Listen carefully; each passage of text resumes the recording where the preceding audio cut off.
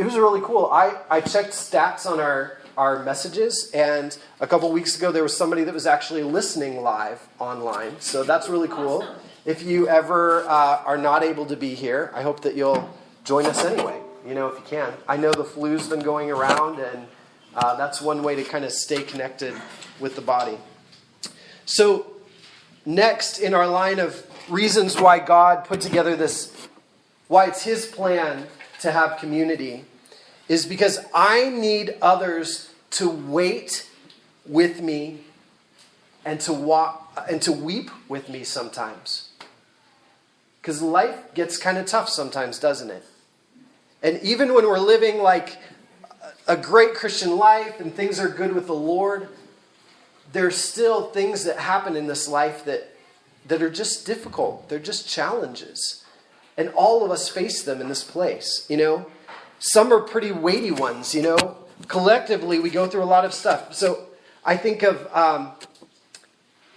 when we have someone in the hospital, or when someone's sick, or someone who's having a financial challenge, or someone who's having a faith crisis, Someone doing a fundraiser for kids with rare diseases. That's a lot to take on, right? And someone who's lost a loved one. And all of those things that I just mentioned right now, all of those things have happened here in the past 2 months. And sometimes, man, I wish I could be everywhere at once, don't you? Like that you could just really tend to everybody's needs, Really, nobody should have to be alone in any of those things. Nobody should have to wait alone for that lab report to tell them what the results are for the test. And nobody should have to walk through a challenging pregnancy by themselves. And nobody should have to be by themselves when their spouse walks out on them. That's where we need community. That's where we need others to come alongside us. And the fact is that life-crushing things are going to happen. And at some point, they'll happen to every one of us. You're going to go through some sort of tragedy in your life. It's a given. I think I've shared before, I've had 2 really just major tragedies in my life. One was I lost my mom when I was 18 years old. And, it's through that, and it's through a community of believers who really stood beside me and supported me that I came closer to Jesus rather than pushing away from Him. They helped me get perspective on that.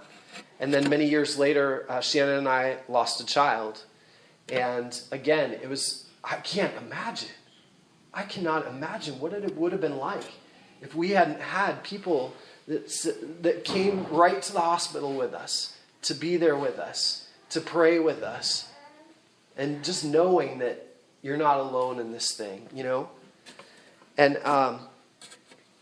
I like to speak hope and life, and I like to talk about good news. But, the reality is that bad news happens sometimes, and we have to deal with it when it does. And you shouldn't go through it alone.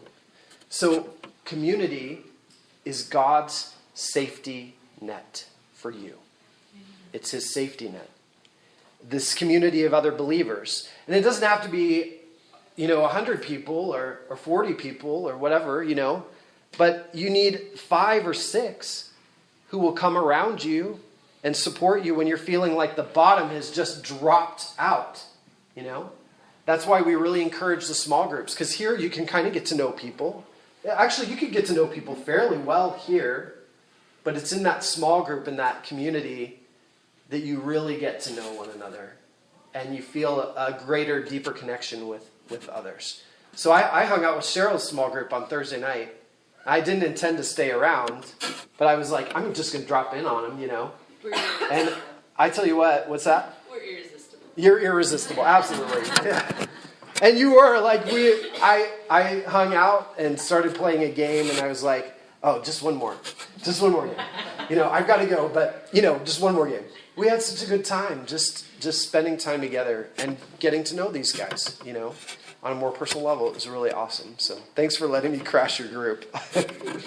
So, when those times come, Has anybody ever felt like you had to have the answers when somebody was going through a crisis, like, that you had to give the feedback and tell them the right thing and give them that word of wisdom? There's a time for that. But the truth is that we don't have all the answers. And we don't have to give them all the answers. And sometimes we don't need answers anyway. Really what we need is the support, we need the love, and we need the compassion. And we just need to know that somebody else cares about what we're going through. I know that some of you probably don't think that you have a lot to give. You may not think that you have a lot of money. Maybe you're not good with words. I feel that way a lot of times when I'm one-on-one with people and trying to kind of counsel them through something. I'm like, I just never know what to say. Maybe you don't have a lot of time even. Maybe you think you're not gifted, but I can tell you that you have 3 things that you need. The ability to support, the ability to love, and the ability to have compassion towards somebody else who's going through something. And that's what you need. Listen to what Peter said. He said in 1 Peter 3:8, finally, all of you. Okay, say, that's me. That's me. All right, all of you. He didn't leave anybody out there, did he? Be like-minded. That doesn't mean we have to have all the same political, agreements or whatever. It just means it's harmonious. It means of one mind. Be sympathetic. Love one another. Be compassionate and humble.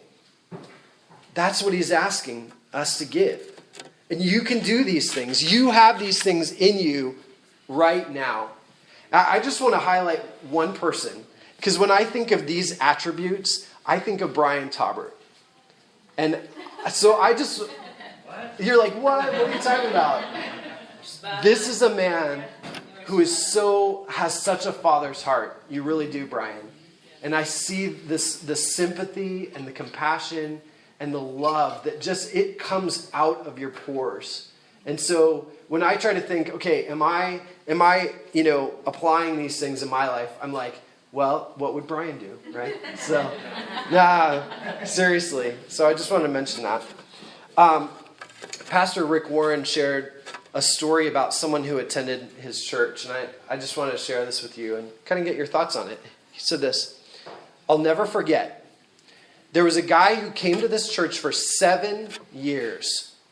He sat up in the bleachers. He has a pretty big church. He came for 7 years, never got involved in anything, never joined a small group, just came to worship and left. Never even met anybody in the church. I'm the only person he ever knew. Never made any friends in the family. One day he had a heart attack and got in the hospital. Then he got an infection and he was in for 2 weeks. I was out traveling around speaking somewhere. I didn't even hear about it until I got back. When he got out of the hospital, he came to the church and said, I'm leaving the church. I said, why? He said, because it's unfriendly. Nobody visited me in the hospital. I said, I'm sorry, and he left. As he left, I thought, it's your fault. That's kind of harsh, isn't it? But last week, I think I mentioned that relationship is developed by spending time. Not just by being present, that's good. But relationship is developed when you spend time with other people. And the more you invest in quality relationships with other people who are walking with Jesus in a healthy community, the better the quality of your relationships. But you have to invest in others. This guy, he was just expecting that because it's the church, you take care of every needs, every need. And it would have been good for the church to reach out to him, certainly. But there was probably nobody knew. There wasn't anybody that he could call up and say, hey, I'm in the hospital. Can somebody come visit me, If he had been in that type of community, in that type of relationship, I'm sure that he would have had somebody there, walking him through, supporting him, being by his side. You have to invest in others, and when you do, you'll find that those people will come around you when you need the support. This quote just kind of popped into my mind. So if you're taking notes, this is a good one to write down. Church attenders are not community members. Church attenders are not community members.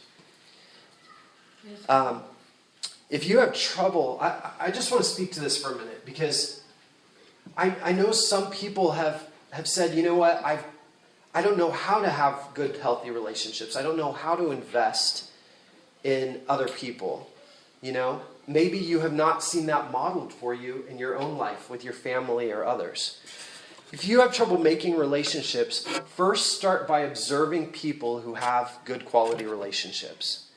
And I'd be willing to bet you'll find that they give just as much as they take from the relationship.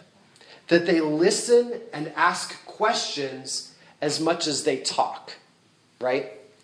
And that they are genuinely concerned, as well as wanting others to be concerned about their cares, And they're able to express a need, but they also help others in need. You see, there's that balance. There's that tension that we keep in our relationships. They keep those relationships healthy. If that's not there, it becomes either not a relationship or it becomes a codependent relationship, right? And those are always out of balance. So when we find those balances, we can find those healthy community relationships. So here's God's plan. 1 Corinthians 12:26, it says this. If one part suffers, every part suffers with it. If one part is honored, every part rejoices with it. Okay? And Romans actually says something very similar. Romans 12:15. It says, rejoice with those who rejoice and mourn with those who mourn. It's together in a group, in a community, that we celebrate with each other and we support those who are really hurting. And sometimes you might be in a group and, especially for us guys, like maybe tears start flowing and we're a little uncomfortable with that. We're like, what do I do now? Oh my gosh, this person is crying. I know I've felt that way with, my wife sometimes. I'm like, what do I do, And that's okay.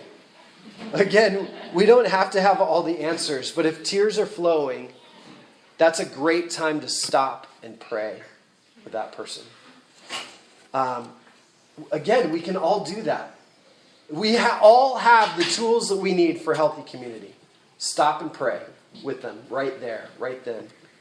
Sometimes we just need to be present, and that can be the greatest gift when someone is hurting. Sitting along somebody's bedside, right? Or somebody's going through trial in their marriage, and so you can be with one of them as they're going through that. On Tuesday, though, this is a great time for us to rejoice together, right? So, Chuck E. Cheese's, that'll be awesome. I invite you to come rejoice with me that God made me, I guess. I don't know. But I was just thinking about it. Abby Pierce just joined the National Guard and is so excited about this new journey that she's going to go on. So, yeah, text her, Lexi. And so let's rejoice with her in that, And Bridget just got a raise, right? Or got a promotion in your job, right? Those are the things that we celebrate together as we come across them. And Diane, Lexi, Cheryl, who else? Jacob and Ashlyn. I so appreciate that you guys, I think maybe Jack and Lana were there too, that you guys all came and supported Randy and Jackson in raising money for Fisher. Yeah, thank you. Sorry. Randy Jackson. Randy and Fisher. That must be where that came from. But it was so cool that you guys came alongside and supported them in raising money for research on this very rare genetic